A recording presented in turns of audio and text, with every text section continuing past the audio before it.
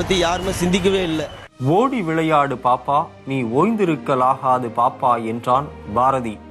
ஆனால் இன்று ஓடி விளையாட இடம் எங்கே இருக்கிறது? வெறும் படிப்பு மட்டும்தான் முக்கியம் என்றாகி போனது. இதனால் விளையாட்டின் மீதான விருப்பம் குறைந்து விட்டது. அப்படியே விளையாட வந்தாலும் திறமைசாலிகளுக்கு உரிய வாய்ப்பும் வசதியும் அங்கீகாரமும் இந்த இந்தியாவில் கிடைக்கிறதா? இதனால் உலகளவில் இந்தியா விளையாட்டு துறையில் பின்தங்கியே நிற்கிறது. தீராத அரசியல் விளையாட்டு எந்த துறையையும் விட்டு வைக்கவில்லை. இது பற்றி இன்றைய போர்க்குரல் நிகழ்ச்சியில் பார்க்கலாம்.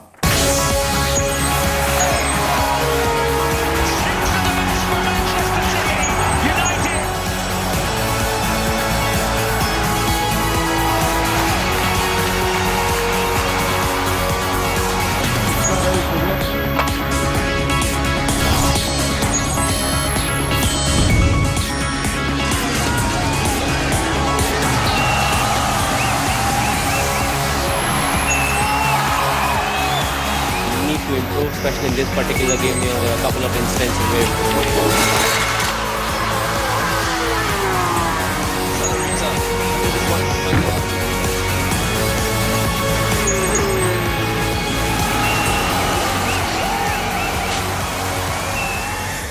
கடந்த முறை நடைபெற்ற ஆசிய கோப்பை இறுதிப் போட்டியில் பாகிஸ்தானை வீழ்த்தி சாம்பியன் பட்டத்தை வென்று வந்த இந்திய ஹாக்கி வீரர்களுக்கு பரிசாக ஹாக்கி இந்தியா வாரியம் அறிவித்த தொகை வெறும் 25,000 மட்டுமே.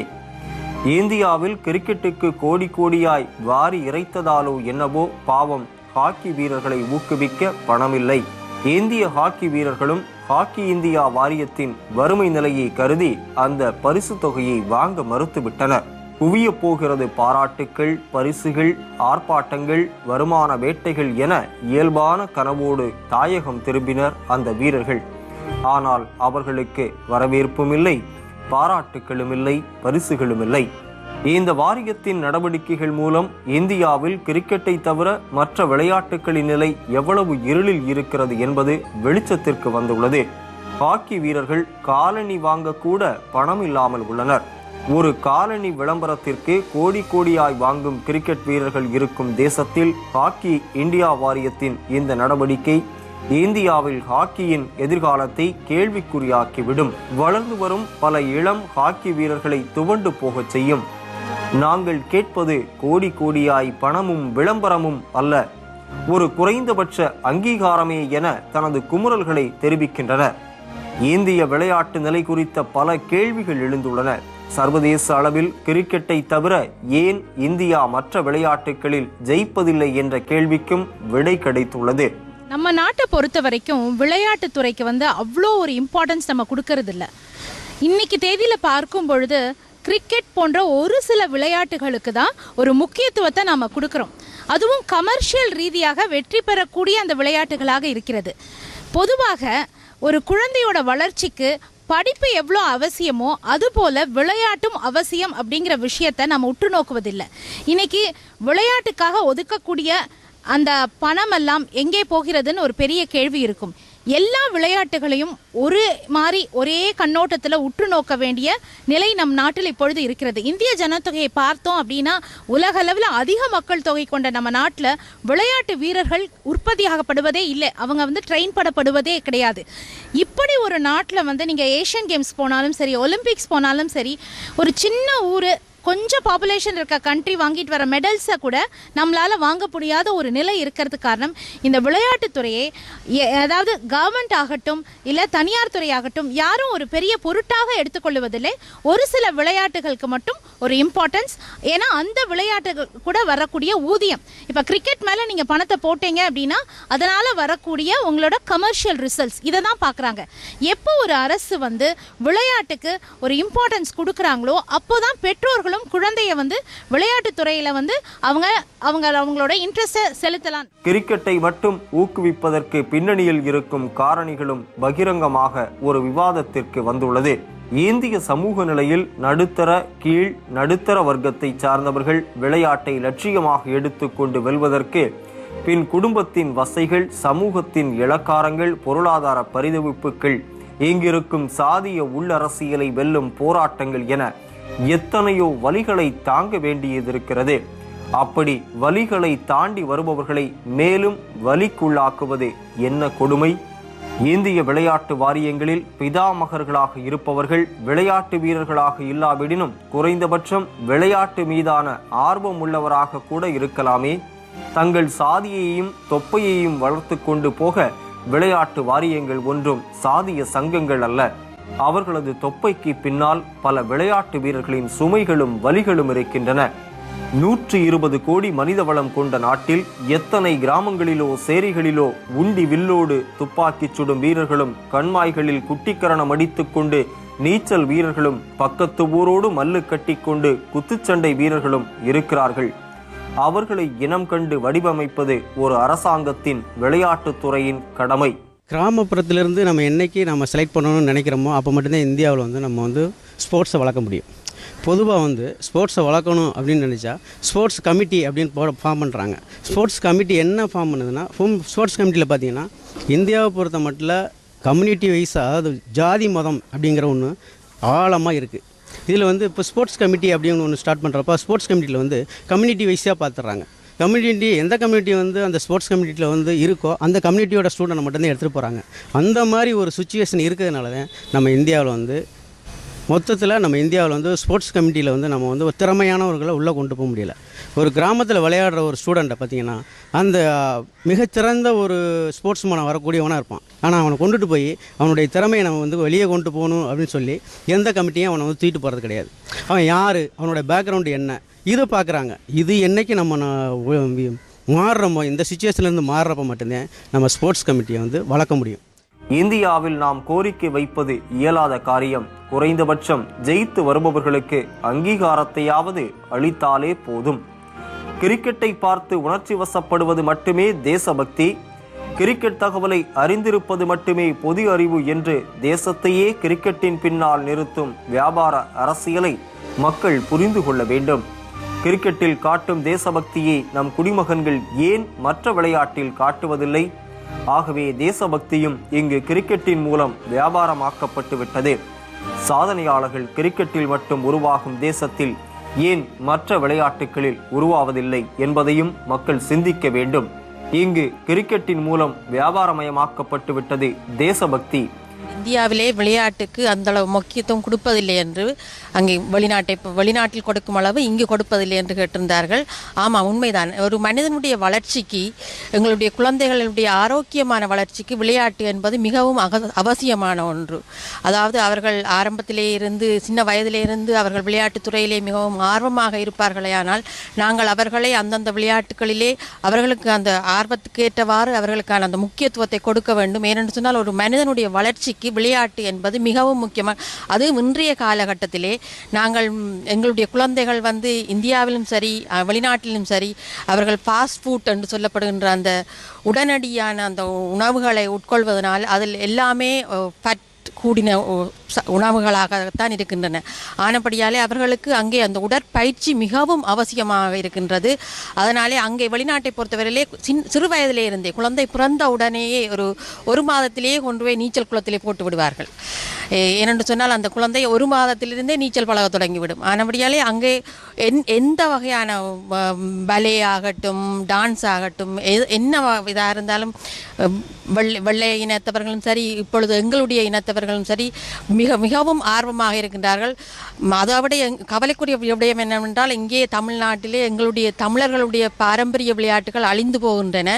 ஆனால் நாங்கள் அங்கே வெளிநாடுகளில் இருக்கின்ற நாங்கள் அந்த விளையாட்டுகளை அங்கே இருந்து வரவழைத்து அங்கே எங்களுடைய குழந்தைகளுக்கு பயிற்று கொண்டிருக்கின்றோம். அதாவது கம்பமாகட்டும், சிலம்பமாகட்டும், கிளித்தட்டு போன்ற விளையாட்டுகளை நாங்கள் குழுக்களாக அமைத்து இப்பொழுது எங்களுடைய குழந்தைகள் அங்கே விளையாடி கொண்டிருக்கின்றார்கள். கல்வியே வியாபாரமாக மாற்றப்பட்டிருக்கும் இந்த தேசத்தில் விளையாட்டு வியாபாரமாகியிருப்பது அதிசயமா என்ன? ஒலிம்பிக் மற்றும் ஆசிய விளையாட்டு போட்டி, உலக சாம்பியன்ஷிப் உள்ளிட்ட சர்வதேச போட்டிகளில் இந்தியாவால் ஏன் ஜொலிக்க முடியவில்லை என்பதற்கு ஒன்றல்ல இரண்டல்ல எத்தனையோ காரணங்களை பட்டியலிடலாம். போதிய உள்கட்டமைப்பு வசதிகள், விளையாடுவதற்கு பெரிய அளவில் மைதானங்கள் இல்லை. சர்வதேச தரத்தில் மைதானங்களின் எண்ணிக்கை மிக மிக குறைவு. அப்படியே இருந்தாலும் அவை வணிக நோக்கில் பயன்படுத்தப்படுவதால் திறமையான வீரர்களுக்கும் கூட அங்கே பயிற்சி பெற அனுமதி மறுக்கப்படுகிறது. சர்வதேச போட்டிகளில் பதக்கம் வென்றால் 1,50,00,000 என அறிவிக்கும் மத்திய மாநில அரசுகள் தலை சிறந்த வீரர்களை அடையாளம் காணவும் அவர்களை ஊக்குவிப்பதற்கும் எந்த திட்டத்தையும் செயல்படுத்தவில்லை. வீரர்களின் தேர்வில் பாரபட்சம், வீரர்கள் நலனில் அக்கறையின்றி இருக்கும் தேசிய மற்றும் மாநில விளையாட்டு சங்கங்கள், பதவிகளுக்காகவும் சலுகைகளுக்காகவும் அடித்துக் கொள்ளும் நிர்வாகிகள் நிதி உதவி அளிப்பதோடு தங்களுடைய கடமை முடிந்துவிட்டதாக கூறி விளையாட்டு அமைப்புகளை கண்காணிக்க தவறும் மத்திய மாநில அரசுகள் என இந்த விளையாட்டுத் துறையில் இருக்கும் பிரச்சனைகள் ஏராளம். கிரிக்கெட் விளையாட்டு போட்டி மேலை நாடுகளில் ஒரு பணக்கார விளையாட்டாக உருவெடுத்து நமது நாடுகளில் விளையாடக்கூடிய ஒரு விளையாட்டு. அந்த விளையாட்டுகளில் பொதுவாக அந்த அசோசியேஷனில் இருக்கவங்க கூட ரொம்ப பணக்கார ரிச் மேன் தான் இருக்கிறாங்க. அதேமாதிரி அவங்களுக்கு ஸ்பான்சர் கொடுக்குறவங்களுக்கும் ஒரு பெரிய பெரிய கம்பெனி தான் நிறைய ஸ்பான்சர் கொடுக்குறாங்க. பொதுவாக ரிலையன்ஸ் குரூப் எல்லாம் கிரிக்கெட்டுன்னா ஈஸியாக அவங்களுக்கு ஸ்பான்சர் கொடுத்துறாங்க. அதனால் நிறைய கேம்ஸ் நடக்குது, நிறைய வளர்ச்சி அடைகிறது. அதே மாதிரி அந்த ஸ்போர்ட்ஸ்மேனுக்கு ஒரு 2 மேட்ச்சில் வின் பண்ணாலே அவங்க வாழ்க்கை இன்னும் வாழ்வாதாரத்தை அவங்க உயர்த்திக்கிட்டுறாங்க. அதேமாதிரி மற்ற ஸ்போர்ட்ஸில் இப்போ பாருங்கள், ஹாக்கி இருக்குது. ஹாக்கியில் ஒலிம்பிக்கில் வின் பண்ணான்னா 2 கோடி கிடைக்கிது. 2 கோடி வச்சு ஒரு ஸ்போர்ட்ஸ்மேன் ரொம்ப வாழ்க்கை தரத்தை உயர்த்த முடியாது. எந்த போட்டிகளாக இருந்தாலும் சரி, விளையாடுவதற்கு அவங்க அனுமதிக்கணும். எந்த போட்டிகளும் ஸ்கூல் கூட்டிகிட்டு போனோம், அவங்க வேன்லேயே அரேஞ்ச் பண்ணி ஸ்கூலில் கூட்டிகிட்டு போய் அந்த மாணவர்கள் போட்டியில் கலந்துக்கணும். இந்த போட்டிகள் எல்லாம் அவங்க பதக்கங்களை பெறுவதற்காக அல்ல, அவங்க வாழ்க்கையில் எதிர்காலத்தில் வரும் சவால்களை எதிர்கொள்வதற்கு ஒரு வாய்ப்புகளாக அமையும். அரசாங்கத்துடைய அலட்சிய போக்கும் பொதுப்பணித்துடைய அலட்சியம் எங்களுக்கு எதுவுமே சொல்லவே, பொதுமக்களை பற்றி யாருமே சிந்திக்கவே இல்லை. ஒலிம்பிக்கிலும் ஆசிய விளையாட்டு போட்டியிலும் சீனா ஜொலிக்கிறது என்றால் அங்குள்ள வீரர்களுக்கு போதிய வசதிகள் கிடைக்கின்றன, நல்ல சூழல் நிலவுகிறது. இந்தியாவில் உள்ள வீரர்களுக்கு முறையான ஊட்டச்சத்து கிடைப்பதில்லை. கடந்த முறை ஜூனியர் உலக ஹாக்கி சாம்பியன்ஷிப் போட்டியில் இந்திய மகளிர் அணி வெண்கலப் பதக்கம் வென்று வரலாறு படைத்தது. ஆனால் அந்த அணியில் இடம்பெற்றிருந்த 7 பேருக்கு இரத்த சோகை இருப்பதாக அப்போதைய தலைமை ஹாக்கி பயிற்சியாளர் மைக்கேல் நாப்ஸ் கூறிய போது அதிர்ச்சி ஏற்பட்டது. அறிவியல் ரீதியான அணுகுமுறை மற்றும் முறையான உணவு முறைகள் இல்லாததே இதற்கு காரணம். இது நமக்கு தெரிந்தது. ஆனால் நமக்கு தெரியாமல் பல வீரர்கள் பல்வேறு குறைபாடுகளுடன் இருக்கிறார்கள். இப்படிப்பட்ட நிலையில் எப்படி நாம் சர்வதேச போட்டிகளில் பலம் வாய்ந்த அணிகளுடன் போட்டி போட முடியும்? விளையாட்டின் வளர்ச்சிக்காக பாடுபட வேண்டிய சங்கங்களும் அதன் நிர்வாகிகளும் கரையான்கள் போன்று கொஞ்சம் கொஞ்சமாக விளையாட்டுத் துறையை அழித்து வருகிறார்கள்.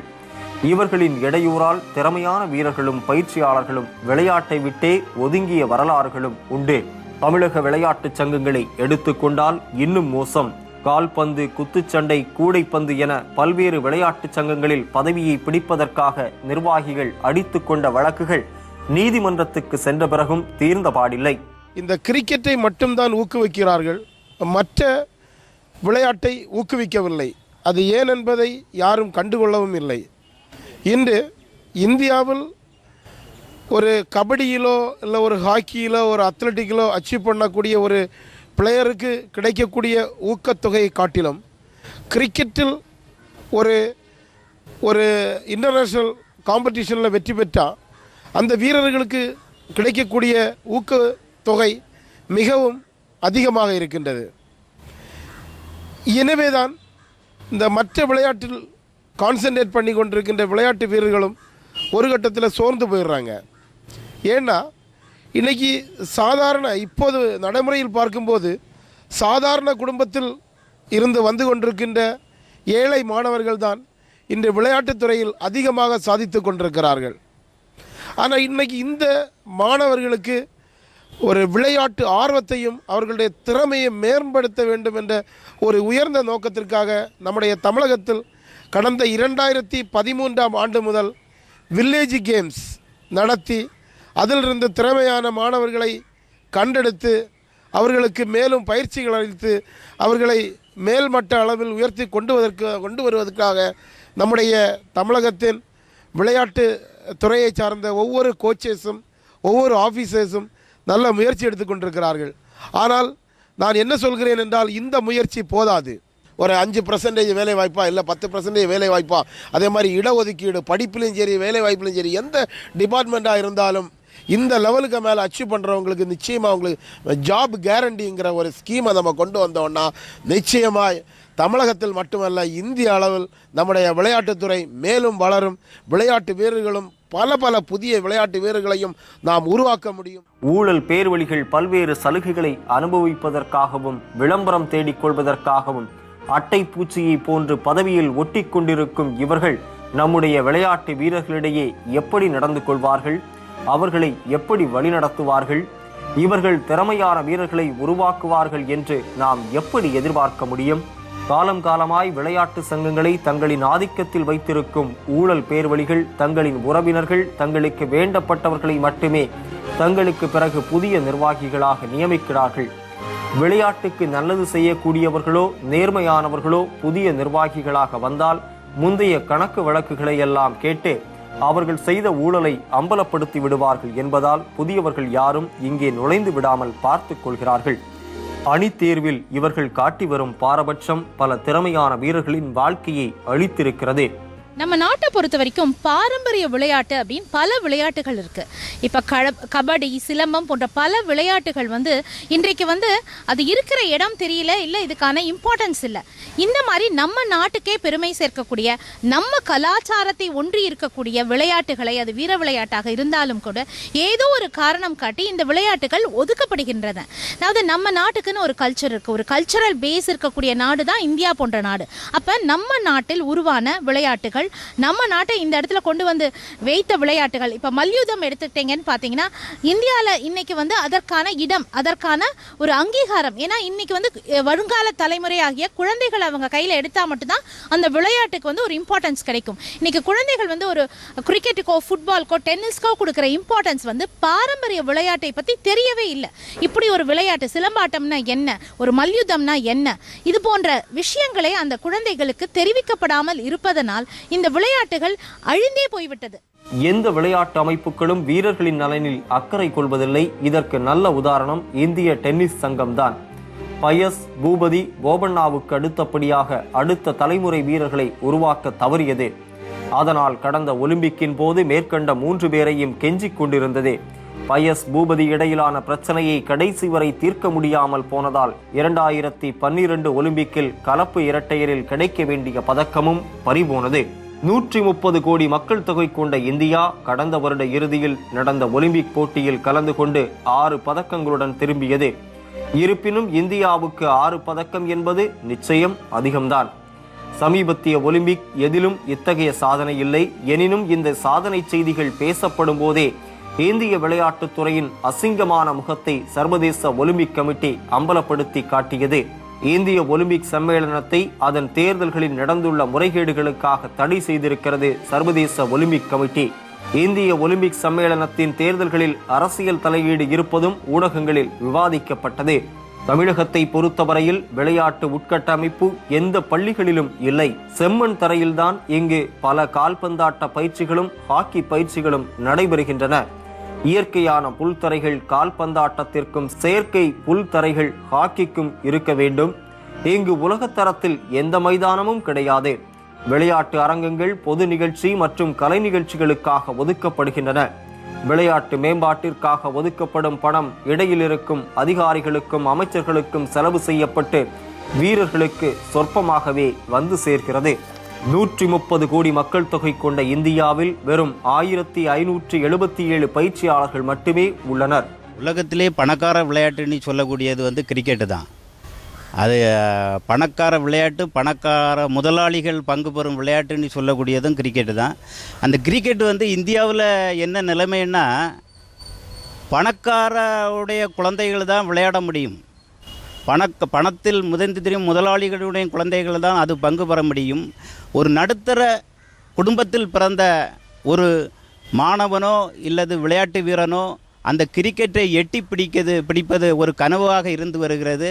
அந்த கிரிக்கெட் போட்டி, அதாவது பணக்கார விளையாடக்கூடிய விளையாட்டாக இருந்தாலும் நடுத்தர திறமை உள்ள விளையாட்டு வீரர்கள் அந்த விளையாட்டு போட்டியில், இந்த கிரிக்கெட் போட்டியில் பங்கு பெற வேண்டும். அதாவது ஒரு நடுத்தர குடும்பத்தில் விளையாடும் விளையாட்டு வீரர்களுக்கு கிரிக்கெட்டில் வாய்ப்பு கொடுப்பதே இல்லை.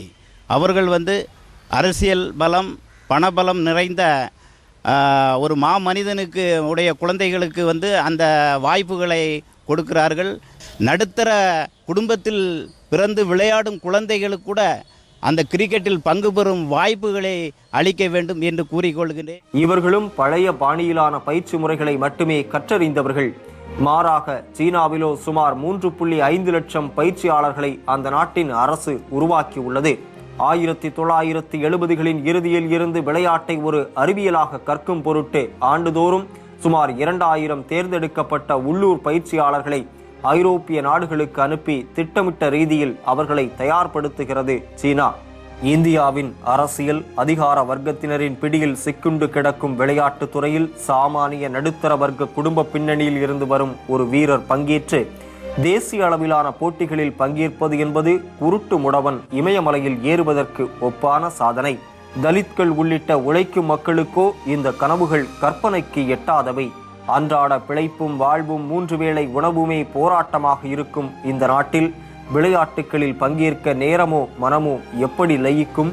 இவ்வளவோடும் சேர்ந்து மொத்த சமூகமும் பார்ப்பனிய ஆணாதிக்க விழுமியங்களில் ஊறி போயிருக்கும் நிலையில் சாதாரண உழைக்கும் வர்க்கத்தைச் சேர்ந்த பெண்கள் விளையாட்டுகளில் பங்கேற்பது என்பதே கற்பனைக்கும் எட்டாத விஷயம்.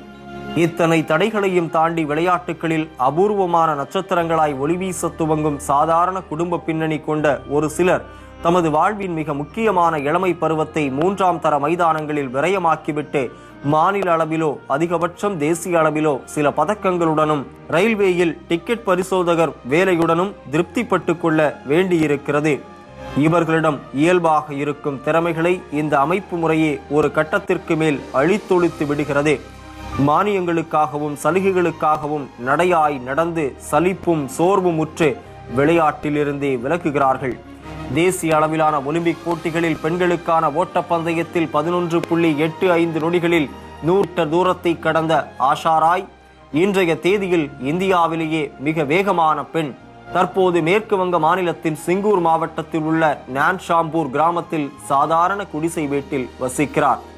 இவரது தந்தை போலோநாத் ராய் வீடு வீடாக காய்கறிகள் விற்று மாத வருமானமாக ஈட்டும் 3000 ரூபாயில் 6 பேர் கொண்ட அவர்களின் குடும்பம் பிழைத்துக் கொண்டிருக்கிறது.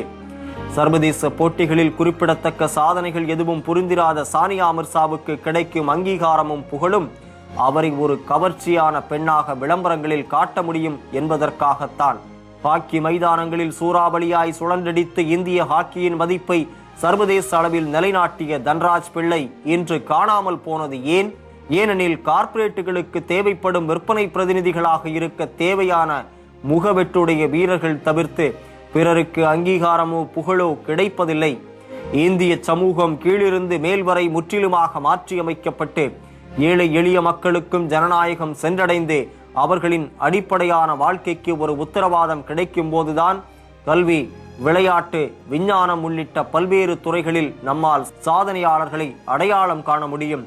அதுவரையில் ஆஷா ராய், PT உஷா, பல்ஜித் சிங், தன்ராஜ் பிள்ளை போன்ற அடையாளமற்ற எண்ணற்றோரின் உழைப்பும் அவர்கள் சிந்தும் வியர்வையும் விழலுக்கு இறைத்த நீர்தான். பேஸ்பால், கூடைப்பந்து, cycling, beach volleyball, diving, fencing, gymnastic, trampoline, handball என பல விளையாட்டுகளில் இந்தியா பங்கேற்பதே இல்லை. உலக மக்கள் தொகையில் 2வது இடம், உலகின் வேகமாக வளரும் பொருளாதாரங்களில் ஒன்று. இந்த பிராந்தியத்தில் சீனாவிற்கு சவால் விடும் பொருளாதாரம், ஆனால் விளையாட்டில் மட்டும் 0. செக் குடியரசு, ருமேனியா, துருக்கி போன்ற நாடுகள் தங்கம் வெல்லும் போது நாம் மட்டும் பதக்கப்பட்டியலில் பெயர் கிடைக்க போராடுகிறோம். பள்ளிகளில் இருந்தே மாற்றம் தேவைப்படுகிறதே. வெறும் கல்வி மட்டுமே போதாதே, விளையாட்டும் அவசியம் என்று பெற்றோர்கள் உணர வேண்டும். பெரிய நிறுவனங்கள் விளையாட்டு வீரர்களுக்கு ஸ்பான்சர் செய்ய முன்வர வேண்டும். அரசியல் தலையீடுகளும் சாதிய குறுக்கீடுகளும் இல்லாத சமத்துவமான இடமாக விளையாட்டுத்துறை திகழ வேண்டும். அரசியல்வாதிகளின் கையிலிருந்து முன்னாள் விளையாட்டு வீரர்களிடம் விளையாட்டு ஆணையங்கள் செல்ல வேண்டும். அப்போதுதான் கொஞ்சமாவது மாற்றத்தை எதிர்பார்க்கலாம். இல்லையெனில் ஏக்கத்துடன் பதக்கப்பட்டியலை மட்டுமே பார்த்து கொள்ள வேண்டியதுதான். இந்த சிந்தனையோடு இன்றைய போர்க்குரல் நிகழ்ச்சி நிறைவு பெறுகிறது. நன்றி, வணக்கம்.